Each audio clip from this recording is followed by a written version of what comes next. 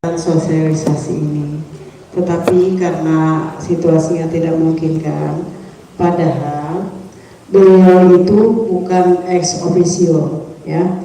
Jadi jabatan beliau sebagai Kapolda itu hasil dari musyawarah. Jadi kalau hasil dari musyawarah itu bukan ex officio, tapi kita menjaga supaya keadaan tidak ada yang memperkeruh ya dalam situasi seperti ini. Jadi beliau cuma titip salam. Ada sudah ini yang keempat kami melaksanakan sosialisasi.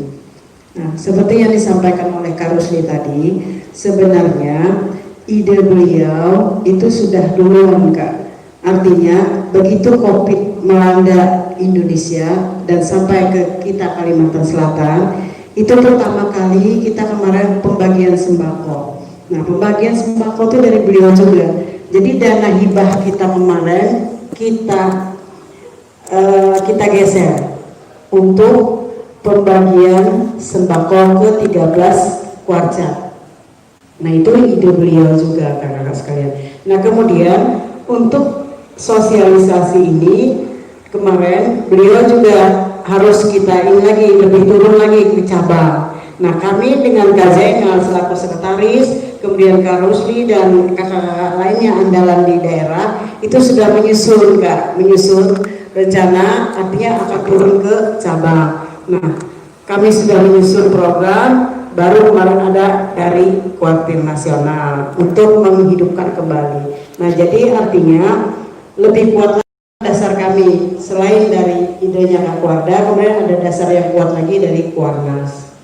Nah, kemudian ada lagi ide beliau yang kita melaksanakan musabakah ini, Kak. Nah, MTQ secara virtual ya Kak Jana ya.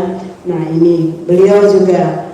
Nah, jadi untuk uji coba, ini kita anggap uji coba di 2020 ini secara virtual. Nah, kemudian nanti mudah-mudahan nanti kakak-kakak di sini bisa menyampaikan dengan andalannya kakak ya. Siapa yang ini nanti di 2021 kita itu akan melaksanakan lagi MTQ yang secara fisiknya, Kak. Nah, jadi tolong nanti disampaikan dengan ketua atau wakil ketuanya atau pengurus andalan cabang di Banjarbaru itu nanti 2021 kita akan melaksanakan MTQ secara fisiknya, Kak. Jadi nanti itu hadir, betul-betul hadir peserta. Nah, itu juga ide beliau. Jadi kata beliau jangan kita melulu kegiatan pramuka. Nah, jadi kalau kegiatan pramuka itu kan sudah biasa, Kak. Baik dari ranting, cabang, daerah sampai ke nasional, itu kegiatan sudah biasa. Nah, artinya lomba-lomba tekpram, PBB dan lain sebagainya. Nah, jadi beliau kayak apa kalau kita adakan kegiatan ya keagamaan yang untuk sementara memang karena ini tadi kita ya MTQ ini tadi. Nah, jadi nantinya itu Kak biayanya semuanya ditanggung oleh Kuartir daerah. Nah, itu sudah kita anggarkan. Jadi nantinya dari cabang berangkat ke Banjarmasin, kemudian akomodasi konsumsinya itu semuanya ditanggung, Kak. Nah, jadi kakak-kakaknya dari cabang cuma menyiapkan pesertanya. Nah, kebetulan 2022 itu nantinya kita akan menjadi tuan rumah MTQ nasional.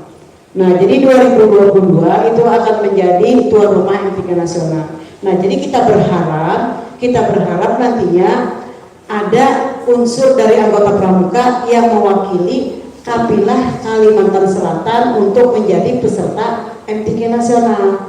Nah, makanya kita melaksanakan nantinya MTQ itu di 2021. Nah, jadi mudah-mudahan peserta kita yang sudah juara-juara di MTQ pramuka itu nantinya akan dilirik oleh kabupaten kotanya untuk menjadi peserta. Nah, jadi dari Banjarbaru. Nah, kapilah dari Banjarbaru dikirim ke Kalsel. Nah, di Kalsel secara provinsi itu juara lagi. Nah, itu nantinya akan menjadi kapilah Kalimantan Selatan. Nah, jadi kita berharap nantinya mudah-mudahan ada anggota yang bujur-bujur, anggota pramuka yang menjadi anggota kapilah itu tadi. Nah, jadi kakak sekalian, kami mengharapkan nantinya, kenapa kami jauh-jauh hari ini menyampaikan supaya nanti kakak-kakak menyiapkan dari jauh-jauh hari, jangan instan. Artinya jangan kakak ngambil orang yang sudah memang mengaji tapi kakak pakaikan nanti pakaian pramuka. Nah itu instan namanya, jangan. Kita berharap yang memang mereka anggota murni, anggota pramuka. Nah jadi artinya dia itu memang orang pramuka, ada kesempatan. Nah kemudian Kak Jana kita sampaikan juga ya. Nah itu nanti kalian sekalian ada juara 1, 2, 3. Jadi ini ada 4 lomba.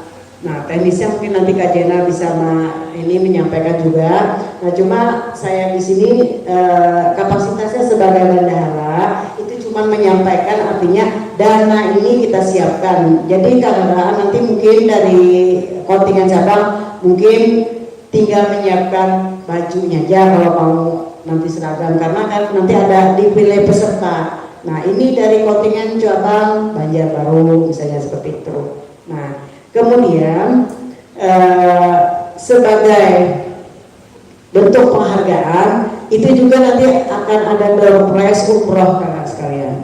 Nah jadi untuk umroh ini semua peserta itu punya kesempatan. Jadi untuk juara 1, 2, 3 itu ada uang pembinaan, tapi memang tidak sebesar MTQ yang ini, enggak, kita dari ini aja.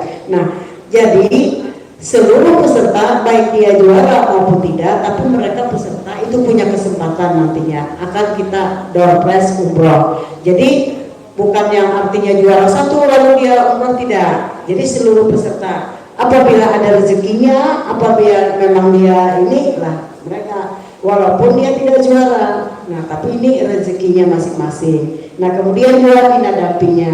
Bina dampingnya akan kita undi juga Kak. Jadi nanti ada 4. Jadi peserta bina damping kita undi juga, jurinya juga, dan panitianya juga akan kita undi.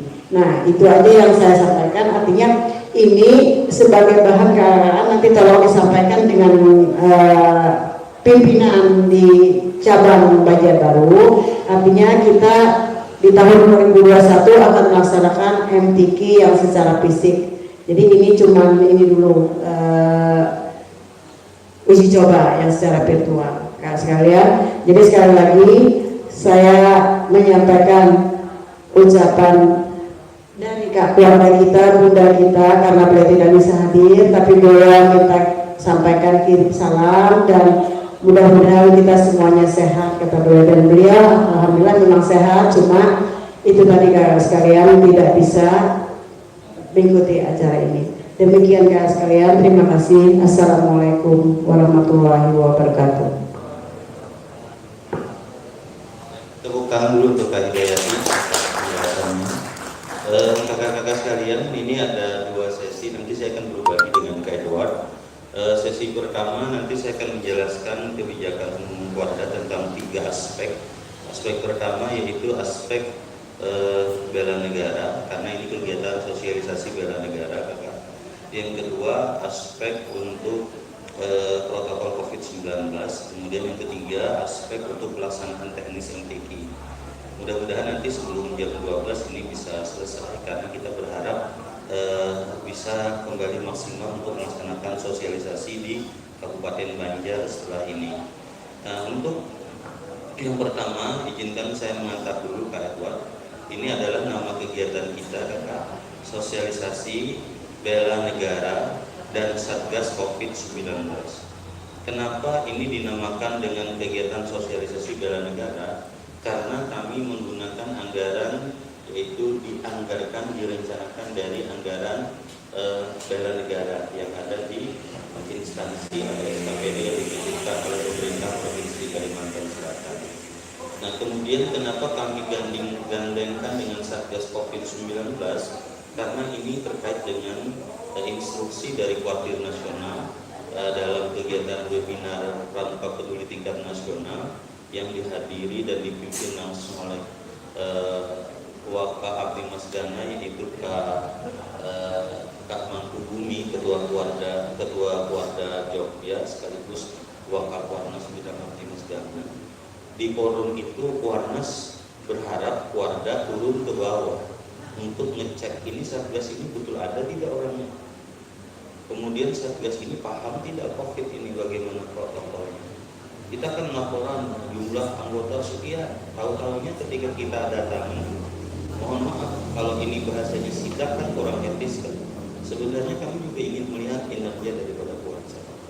Betulkah sudah betul-betul menyiapkan Satgas COVID-19 ini untuk mengedukasi masyarakat kita dalam menghadapi new normal? Karena Jambore nasional itu sudah di depan mata. Nanti kita akan ketemu Jambore daerah, Jambore cabang. Yang kalau tidak semua itu disiapkan dengan standar protokol kesehatan, kita khawatir kita tidak bisa melaksanakan Jambore itu dengan safety, dengan aman. Nah itu yang kakak pahami, bahwa setelah ini kakak punya kewajiban sebenarnya untuk membina di bawahnya lagi. Kalau ada di tingkat ranting atau di tingkat gugus depan, ini kakak nanti yang mensosialisasikan. Kan kami tidak mungkin ya Kak Hidayati sampai ke gugus depan, itu kan ranahnya Warcap. Jadi nanti bisalah kakak sekali-kali kegiatan bersama di sini yang sukarela aja Kak. Yang seperti ini kakak undang nanti perwakilan Waran misalnya, Waran di sini ada berapa Waran? Ada 5 ya. Waran misalnya Landasan Ulin atau Waran mana pun kurang apa. Nah nanti diambil perwakilannya misalnya 3-3, jadi 3 kali 5, 15. Nah, nanti kakak sampaikan lagi, nah kak, ini standar kita seperti ini kegiatan. Nah, ini kegiatan kita bentuknya seperti itu Kak. Nah kemudian yang kedua, fokus sasaran kepramukaan di 2021 itu ada 4 aspek. Pertama, bela negara. Bela negara ini kesadaran agar kita tidak terpapar paham-paham yang merusak keutuhan negara kesatuan Republik Indonesia. Nanti kepada Kak Edward, Kak Edward akan menjelaskan 5 unsur bela negara. Nanti slide-nya sudah saya siapkan. Kak Edward ini kan seorang, istilahnya itu seorang prajurit. Bela negara itu bagian daripada kehidupan beliau, tidak perlu pakaian pun hafal beliau apa yang harus disampaikan. Tapi di sini sudah saya siapkan Kak Edward, ada 5 poin nanti. Nah nanti kakak tolong diperkuat saja karena kakak yang lebih mendalami masalah itu. Fokus kedua, kuartil nasional, kuartil daerah dan kuartil cabang itu adalah penanggulangan bencana. Karena Indonesia ini kayaknya bencana itu udah putus-putus kan. Habis tanah longsor, gempa bumi, habis gempa bumi, banjir, habis banjir, kebakaran. Habis kebakaran, bencana non alam COVID-19. Belum berakhir, muncul lagi kebakaran kita, muncul lagi banjir. Artinya ke depan kita itu harus berdamai dengan yang namanya bencana. Dan itu bagaimana mungkin pramukanya akan mampu memberikan memberikan pelayanan, memberikan kontribusi kalau tidak ada tim di belakang. Ini kami modali baju ini Kak, sebenarnya ketika nanti kakak turun berkegiatan tolong pakai baju ini, kegiatan Satgas walaupun belum tahu ini bajunya ukurannya mungkin ya kurang maksimal ya, jadi bisa ditambah sendiri jahitannya ini. Belum lihat biar ini asa ngalih bagi kayaknya. Belum polos lagi. Kalau Anda kurus itu gampang caranya.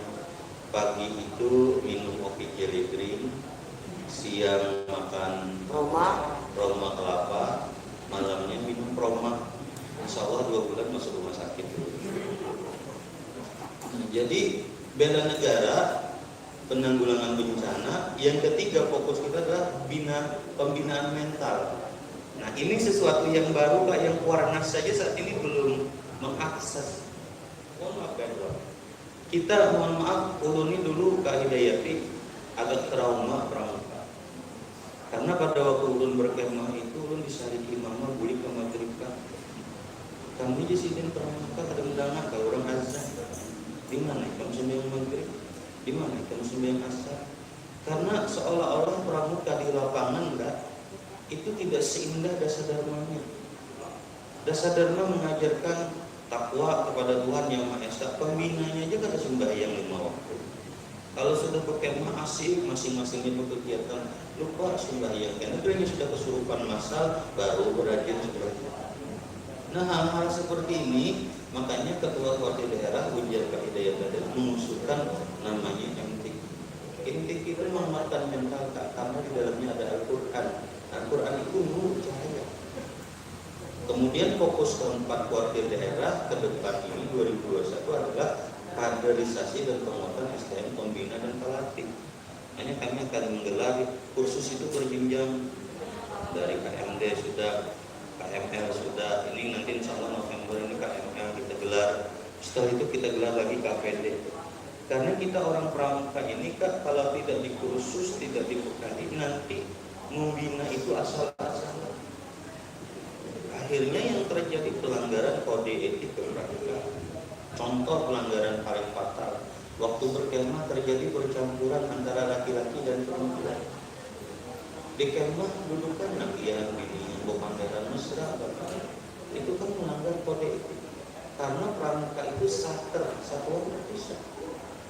8 kode etik kepramukaan itu sering dilanggar.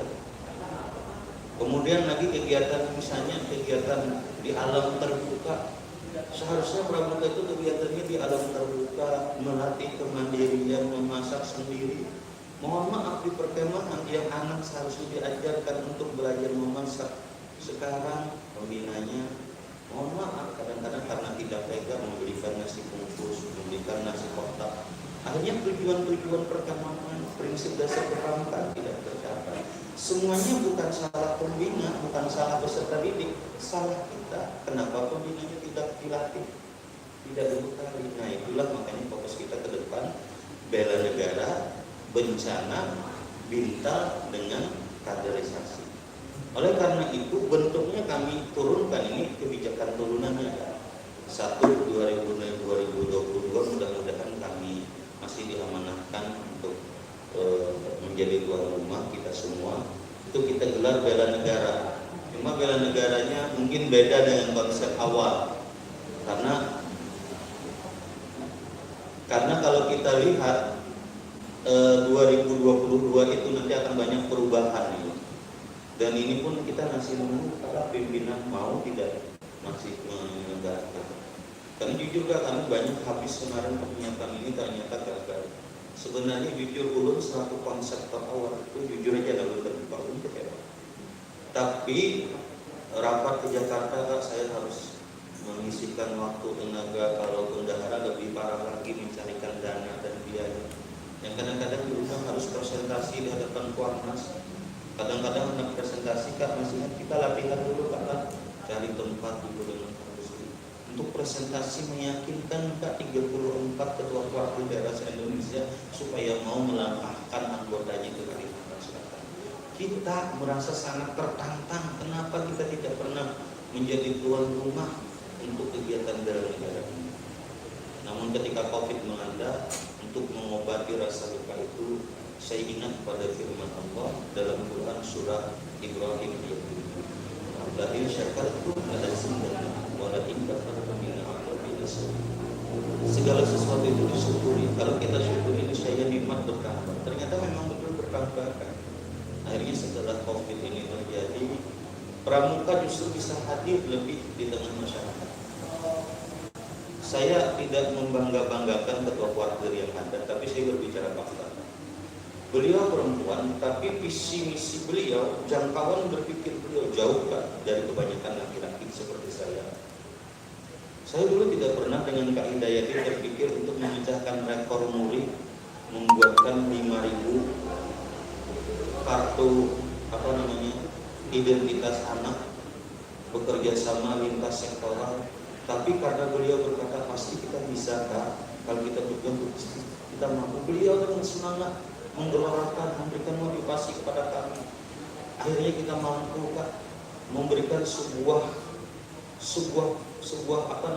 program yang bukan hanya menghabiskan duit untuk berkemah, tapi menjadi sesuatu yang monumental. Kia itu Kak 5.000 Kak pakai baju pramuka, Kia aja dari pramuka, bayangkan itu satu kebanggaan luar biasa.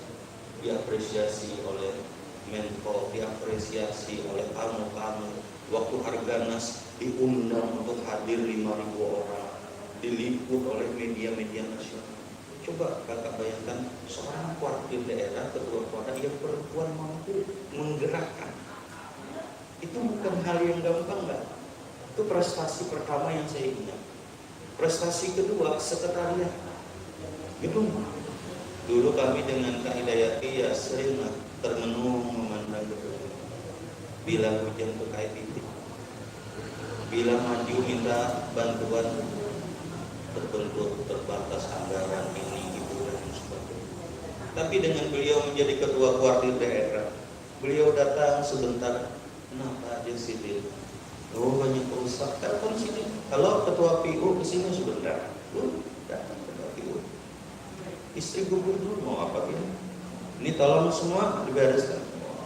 Tahun itu langsung dianggarkan perbaikan. Coba bayangkan kalau ketua gubernurnya Akil Basnah misalnya, ketua kuartirnya suruh PU, bawalah kayak dua. Nah maksud dulu ini disyukuri. Kita ini punya ketua kuartir daerah seperti ini disyukurinya apa?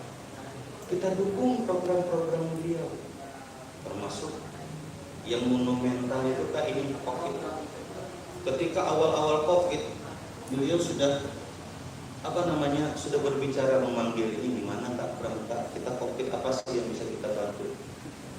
Orang belum bagi sembako Pak, wakil daerah itu 5.000 sembako. Kami semua kegiatan kami korbankan kan. Rebus anggaran kami lakukan. Ini kegiatan kansel yang ada. Kegiatan cuma satu, selamatkan masyarakat. Akhirnya tertinggal cuma beberapa kegiatan di KML. Dan ini kegiatan hari ini sebenarnya awalnya tidak ada dananya. Tapi karena kita ingin berjuang, ternyata ada celah melalui SKPD. Dibantu walaupun tidak sesuai dengan berapa besar keluarga.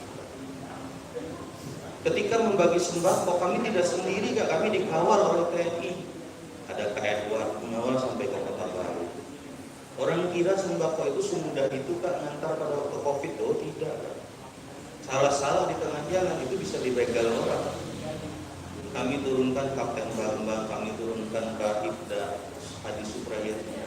Semua turun tangan mengawal agar sembako itu sampai ke kuartir cabang, ke kuaran, dan ke anggota yang betul-betul memerlukan. Itu kami contohkan. Cuma kami ini mohon maaf kelemahannya tidak bisa banyak mempublish. Tidak seperti orang-orang yang kerja sedikit, publikasinya luar biasa. Itu 1 M habis untuk membagi-bagi itu.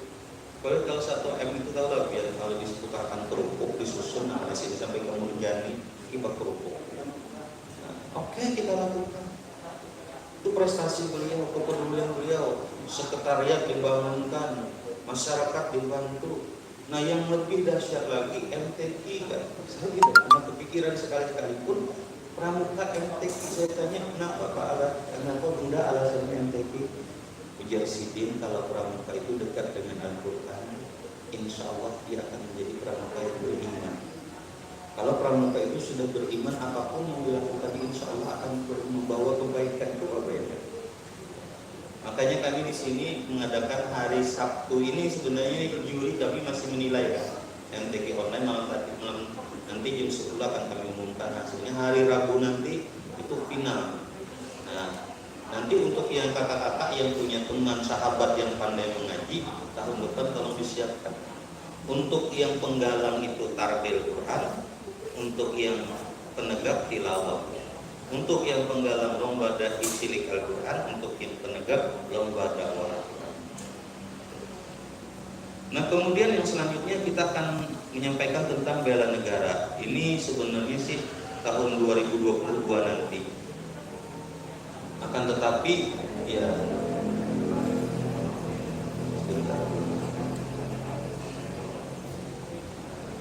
ini supaya tahu kakak-kakak sekalian, bela negara ini nanti akan berbentuk kegiatan perkemahan.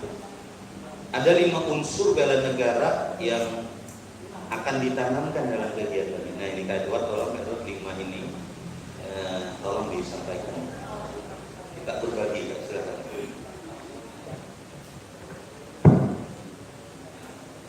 Bismillahirrahmanirrahim. Assalamualaikum warahmatullahi wabarakatuh. Gak usah perkenalan, tadi sudah diperkenalkan sama Kak Zena. Langsung saja ya. Sebenarnya saya nggak siap ya berhubungan langsung diperintahkan sama Kak Jenal, siap nggak siap? Saya harus siap. Oke, harus siap Kak Jenal. Jadi nilai-nilai bela negara ya. Selama ini kita mengerti tidak asing lagi dengan kata-kata bela dan negara. Bela negara. Kenapa sih negara harus dibela? Jadi perumpamannya ibaratnya kita menanam sebuah pohon. Jadi kita ingin menanam sebuah pohon tidak kutu-kutu langsung tumbuh besar. Ya. Diawali dari proses. Pertama pembibitan mungkin. Kemudian setelah tumbuh tunas, kemudian prosesnya adalah menjadi tumbuh batang, kemudian disertai daun. Proses, kemudian hinggalah sebuah pohon berbentuk ya. Jadi ada daun, ada cabang, ada ranting, kemudian ada hasilnya. Itu hasilnya apa? Hasilnya buah. Itu ilustrasinya. Sekarang, kenapa pohon itu harus dipelihara? Tujuan terakhirnya adalah membawa asas manfaat. Ya. Bisa bermanfaat pada saat terik panas, kita bisa bertumbuh. Mungkin pada saat kita perut lapar, kita bisa memakan buah atau hasil panen. Kemudian, ya, pohon itu tidak semerta-merta dibiarkan saja. Bisa dibayangkan kalau kita memelihara sebuah pohon, ya menanam sebuah pohon tanpa kita pelihara, jadinya akan apa? Mungkin gagal panen, layu, bahkan kematian yang menderita. Nah, itulah ya kenapa negara itu harus dibela. Jadi ilustrasinya adalah penanaman sebuah pohon. Siapa yang membela? Yaitu adalah generasi-generasi muda yang berada di depan saya ini. Ya, kalian adalah merupakan generasi-generasi muda, ya, merupakan perpanjangan tangan kami. Mungkin kami sudah tua-tua ya. Kalianlah nanti ya di depan ya sebagai gardanya. Bahwa perlu kita ingat sekalian bahwa masa depan Indonesia itu berada di tangan anak-anak Indonesia. Masa depan Indonesia berada di genggaman anak-anak Indonesia. Masa depan Indonesia berada di pundak anak-anak Indonesia. Masa depan Indonesia berada pada kualitas anak-anak Indonesia. Berarti maju mundurnya, tumbuh kembangnya Indonesia berada pada kualitas anak-anak Indonesia. Bayangkan, kita tidak bisa membayangkan Indonesia ke depan kalau anak-anak atau pemuda-pemudanya semuanya menggunakan narkoba, pemuda-pemuda pemabuk. Betul nggak deh? Betul nggak? Nah, makanya diperlukan kualitas pemuda-pemuda Indonesia. Nah, kemudian bentuknya adalah cinta tanah. Yang pertama adalah cinta tanah air ya Kak. Cinta tanah air. Kalau sudah jadi kita gini ya, maaf ya, tertulis ya. Sorry Kak ya, karena belum siap ya. Jadi tumbuh cinta tanah air kita kepada Indonesia, yaitu tadi kita mengilustrasikan dengan dengan kita memelihara pohon hingga membawa asas manfaat, itu merupakan kepedulian kita sebagai kita cinta kepada tanah air. Kemudian sadar berbangsa dan bernegara. Sebagai pemuda kita harus sadar ya, apa sih berbangsa dan bernegara? Kita ketahui bahwa di Indonesia ini mempunyai letak strategis ya, yang diambil oleh dua benua dan dua samudra. Ya semangat ya. Di mana ya Indonesia ini merupakan wilayah ya atau teritorial. Ibarat orang Banjar ya, bahasa Banjarnya itu Indonesia ini adalah hidangan yang sangat-sangat menggiurkan, di mana mulai rahasia hasil rempah-rempah bumi ya, mulai dari tambang emas, nikel, kayu dan lain macam sebagainya di sana ada. Terbukti dengan beberapa abad ya kita dijajah oleh penjajah-penjajah, yaitu tadi dia ingin memiliki Indonesia ya. Maka di sini sangat dibutuhkan ya kesadaran kita ya, kita ini sebagai warga negara, oh saya warga negara bangsa Indonesia.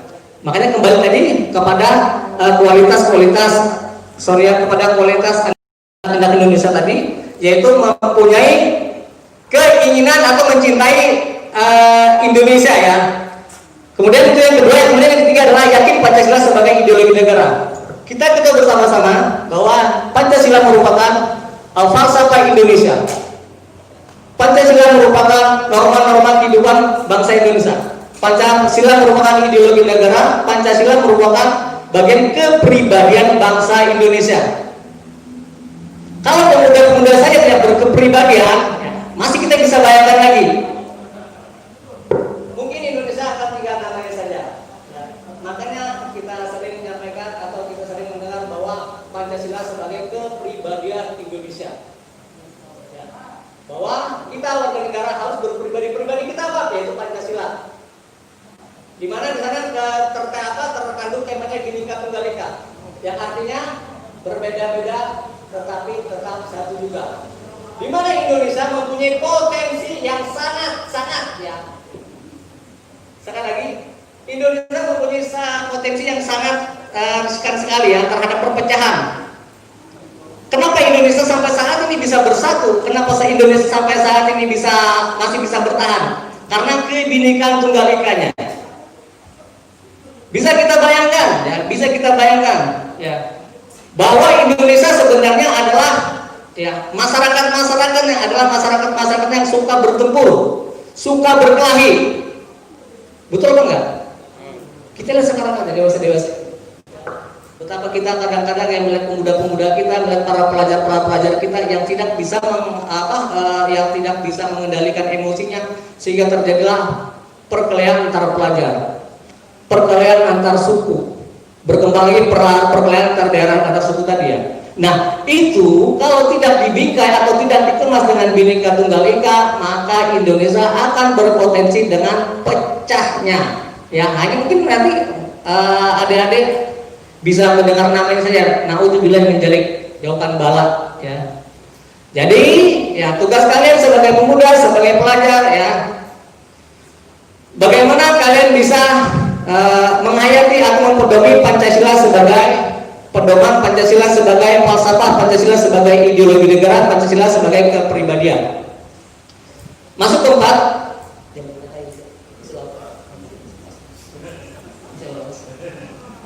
Kemudian yang keempat, rela berkorban untuk bangsa dan negara. Rela berkorban untuk bangsa dan negara. Ini kalau di Dasar Dharma urutan keberapa ya Dasar Dharmanya? Coba bantu saya. Dasar Dharma yang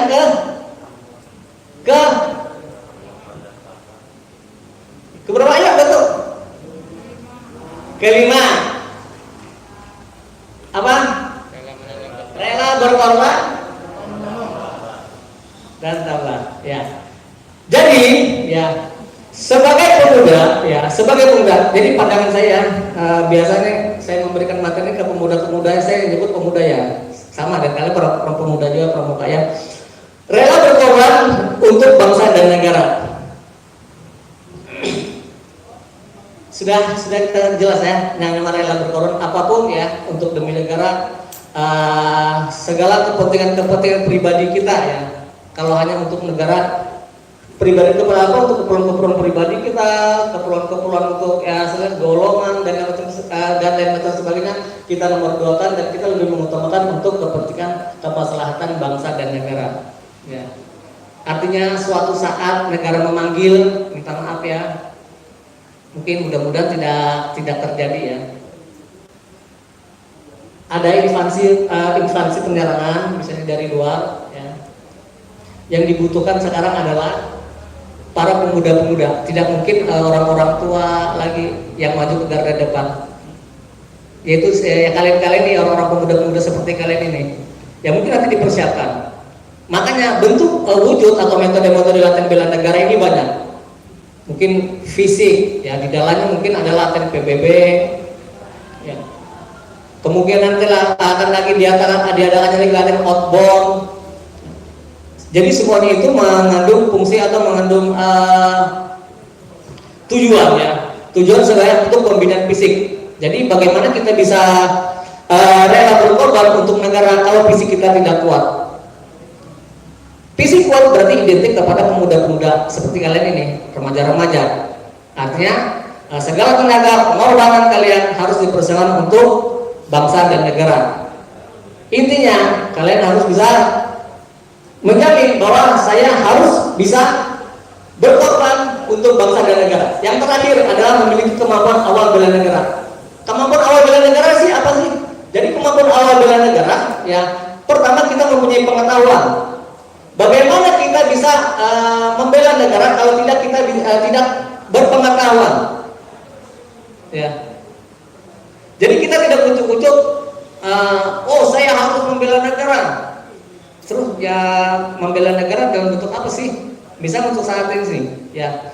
Memiliki kemampuan awal bela negara. Jadi memiliki awal kemampuan bela negara, ya. Saat ini ya bela negara kemarin biasanya bela negara identik dengan peperangan ya, dengan mempertahankan. Namun untuk situasi saat ini sudah tidak ada lagi namanya mengangkat senjata ya.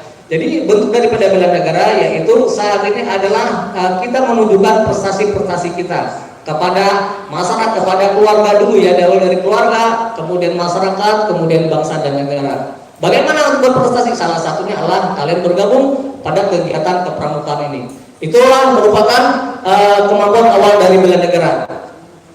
Saya rasa demikian Kak Jenal, minta maaf yang sebesar-besarnya Kak Jenal karena ini belum dipersiapkan, saya hanya langsung saja.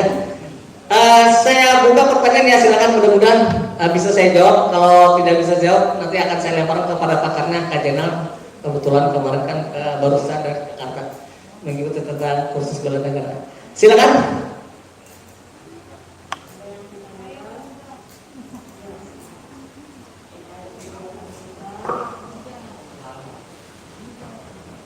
Terkait ini aja ya, yang 5 yang saya sampaikan. Kalau kemah saya nggak mampu, saya lempar ke Kak Jenal.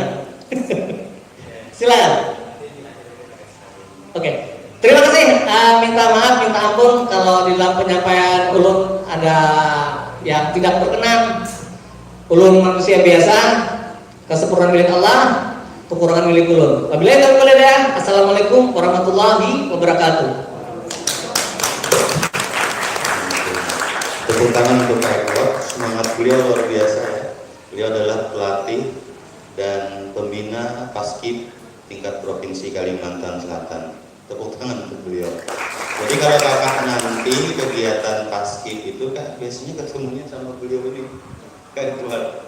Nah, tapi di samping beliau juga membina Paskib, di Pramuka beliau sangat aktif membina satuan karya yaitu Saka Wira Kartika.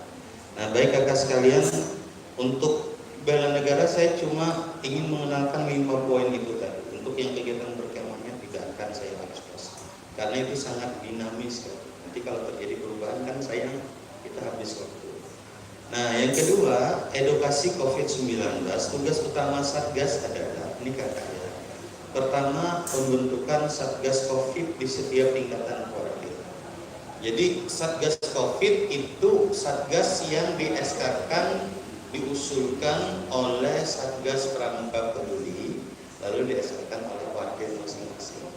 Kalau di tingkat nasional namanya Satgas COVID tingkat nasional, anggotanya ketua-ketua Satgas se-Indonesia Kalimantan Selatan diwakili oleh Kak Bambang.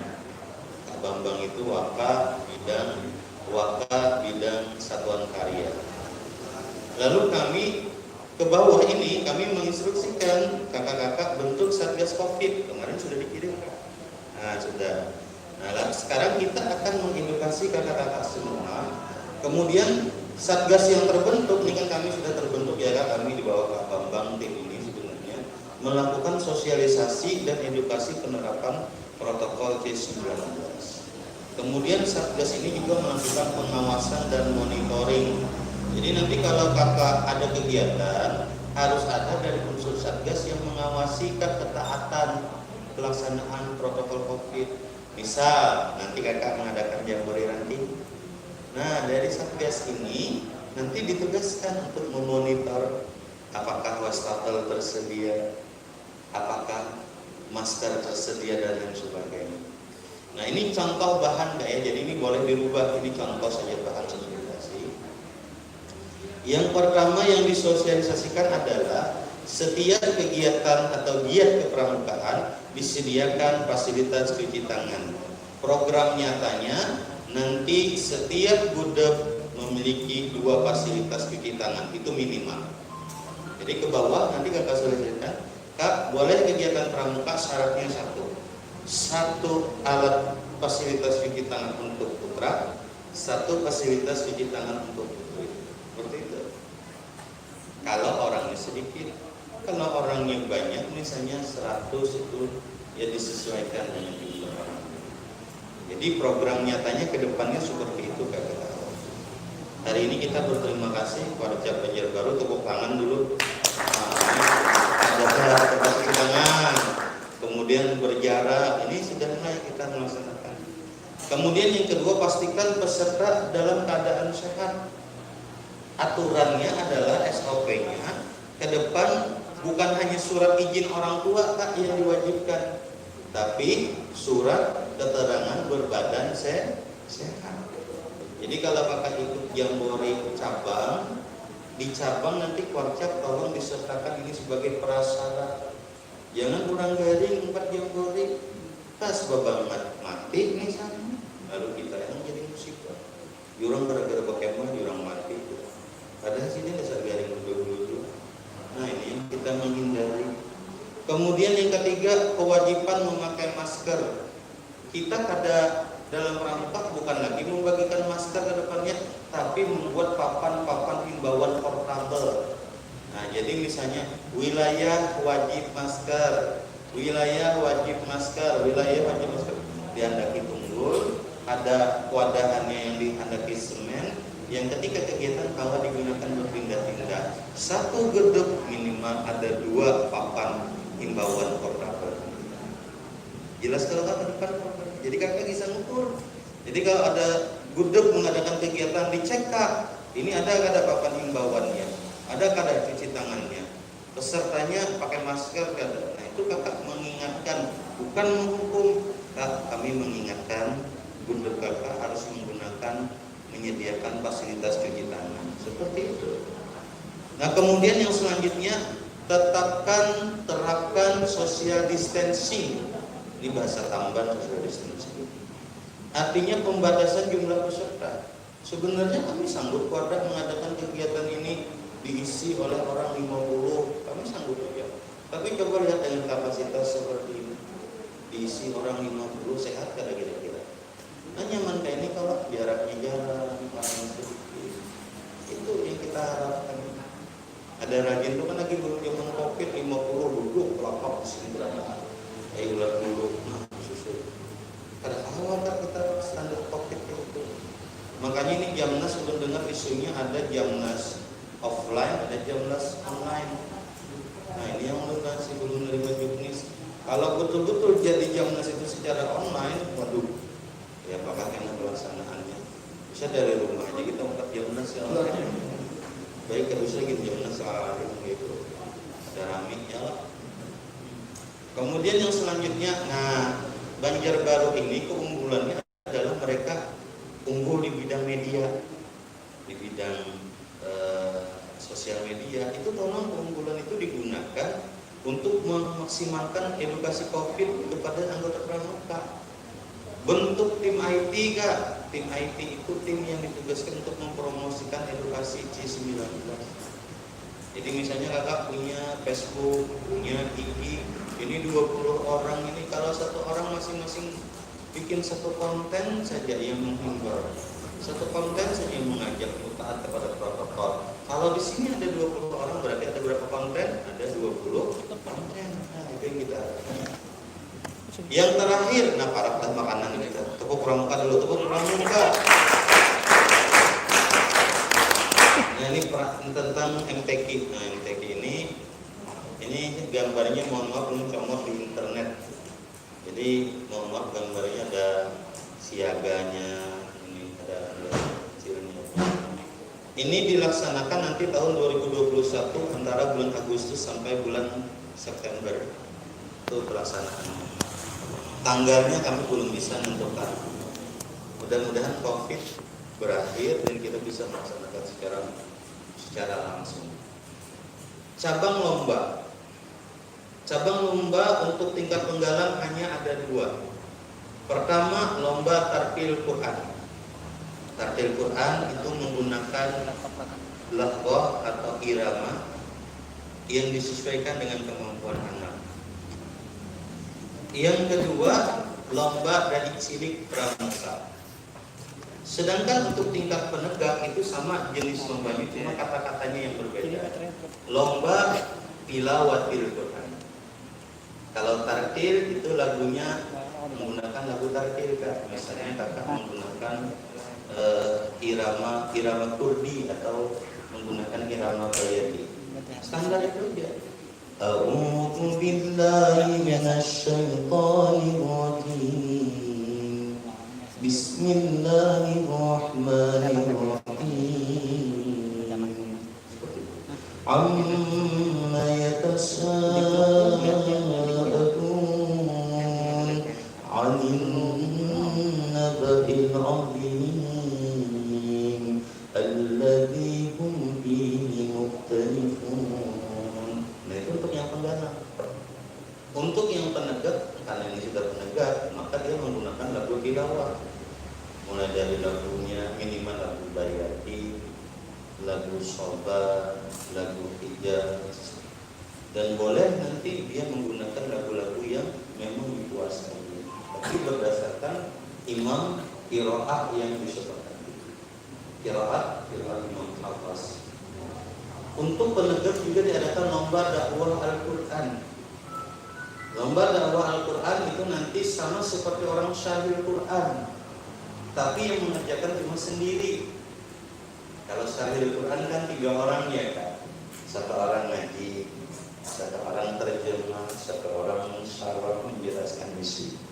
Kalau di sini nanti cuma 1 orang tampil, dia ngaji, dia menterjemah, dia juga yang mensyarahkan. Namanya lomba dakwah Quran.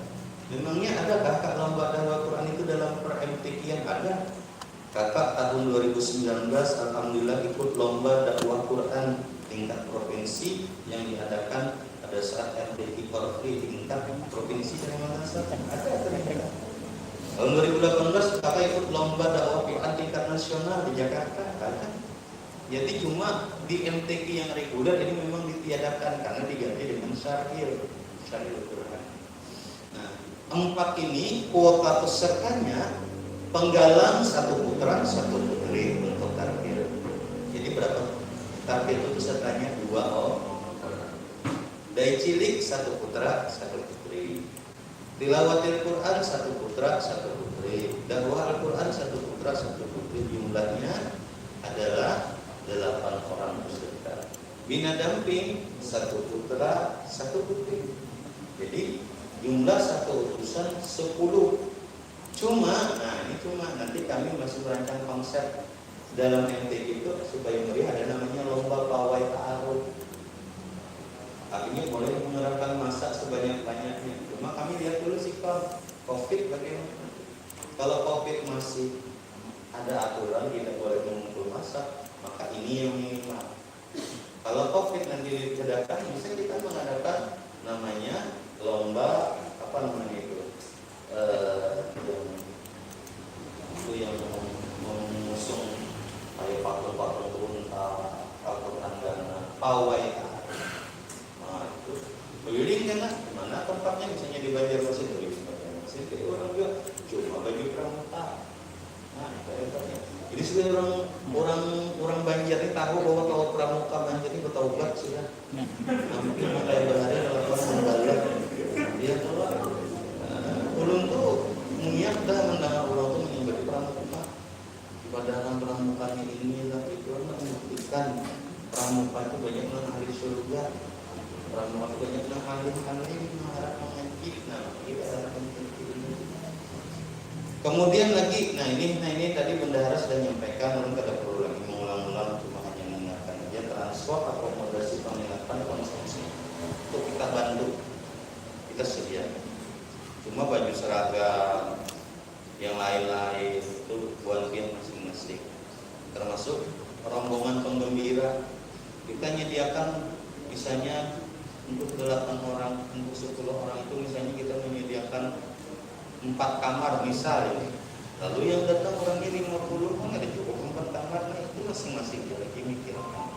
Karena di MTQ selalu kayak itu kan, kami pulang kan aja 10, yang datang 30 keluarga laki, ada yang binya pencemburuan harus 4, sampai ke WC nya harus 4, ada hal itu masing-masing dia. Nah ini rencana, karena melihat kebijakan umrah malah bukan masalah duitnya. Kebijakan umrah ini kan supaya kita tahu, ini saat ini lagi kebijakan itu lagi baru dibuka. 1, umrah tidak boleh anak-anak sampai usia 18 sampai usia 50. Nah nanti kalau yang dapat penggalang ya usianya 12, itu kan terbentuk aturan. Makanya kita ini rencana, bukan masalah duitnya. Kalau memang nanti bisa diberangkatkan, kita berangkatkan.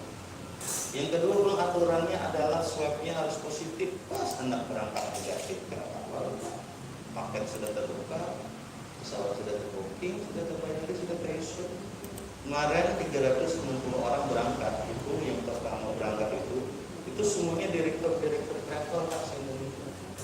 Owner-owner yang mereka akan memberangkatkan jemaah selanjutnya. Pas pada waktu di bandara, di swab, ternyata ada yang negatif. Ada yang positif, langsung mencari ganti, tapi kada ketemu lagi. Siapa juga umrah mendadak di ini masa COVID. Dijualnya harga umrah 45 juta, pada waktu itu cuma 15 juta, jadi bukan. Tapi orang tidak tahu lagi. Nah ini kan kita sudah merencanakan, tapi terbentuk aturannya. Nah rencananya adalah 1 paket umrah yang seragam itu. 1 paket umrah untuk peserta, 1 paket umrah untuk pendamping, 1 paket umrah panitia, 1 paket umrah untuk juri. Ya Pak, supaya kami dapat keempatnya. Nah jadi pilih keempatnya peserta 4, pilih pendamping 4 itu. Tapi kita tahu, karena yang salah satu kita ganti dulu supaya jangan kos-kos. Nah, jadi 4 ini mudah-mudahan tidak terbentur aturan regulasi. Mungkin kalau terbentur aturan kita ada khawatir berangkatkan. Iya, bina damping yang mana usia 99 tahun 99 hari. Batasnya 50 kalau gitu. Nah ini dia kayak, jadi kami ini simpel aja sosialisasinya. Kakak terapkan standar protokol COVID di kegiatan-kegiatan selanjutnya. Kakak edukasikan, lalu kakak monitoring, selesai. Jangan sampai kami menerima laporan Kuarcat Banjarbaru di korankan orang gara-gara ada masker. Nanti kalau sampai terjadi hal seperti itu, mohon maaf kan, kita akan bertanya kepada ketua Kuarcat. Bagaimana dengan sosialisasi itu? Kita tidak ingin lempar tangan. Cuma mohon maaf, kejadian kepramukaan itu dimanapun yang dihajar orang, mohon maaf, itu ketua Kuarcat. Itu kemarin pada waktu yang tenggelam di kejadian juga, apa namanya itu, kejadian apa itu? Lupa. Susur sungai di mana itu di Sleman kan? Itu ketua Kuardatnya kan yang di pusat berurusan dengan polisi menghubungi anak untungnya beliau itu anak raja. Coba kita anak raja lain, apa lagi, membina orang biasa aja mati anak orang. Gara-gara kadang melaksanakan standar itu manajemen risiko. Nah kita di samping manajemen risiko ini standar COVID tadi. Kakak jangan memaksakan diri kalau ada sesuatu kegiatan memaksakan harus daripada berisiko. Ya Allah Pak. Bagaimana misalnya dipaksakan? Padahal izin orang tua pada surat sehat kededa, kakak gawi juga tetap ya tidak. Nanti kakak akan berimbas negatif. Demikian yang bisa kami sampaikan. Bahan sudah saya serahkan kepada Kak Darli. Nanti bisa disosialisasikan ke bawah pada Sabta, disosialisasikan ke Sabta, dan kepada kakak-kakak tolong nanti Kak ini didoakan wakil daerah, didoakan juga Kak, didukung dan didoakan. Mudah-mudahan program-program ini bisa berkelanjutan. Yang kedua, mudah-mudahan ketua wakil daerah kita Ibu Nda Haja Roda Rukiana, semoga beliau dikabulkan hajat beliau. Amin. Mudah-mudahan sukses jalan perjuangan beliau. Karena kalau beliau sukses, ya, kita pun insya Allah sukses juga. Insya Allah pun merasakan keberhasilan juga. Nah, jadi kita doakan beliau mudah-mudahan perjuangan usaha beliau menghidupkan pramuka, membantu di PKK, membantu di Transtra, membantu perjuangan Mandiri, membantu mengayomi masyarakat Kalimantan Selatan ini. Mudah-mudahan Allah Subhanahu wa taala memberikan ridho dan rahmat kepada beliau. Amin. Ya Rabbal Alamin. Itu hanya 40 lebih.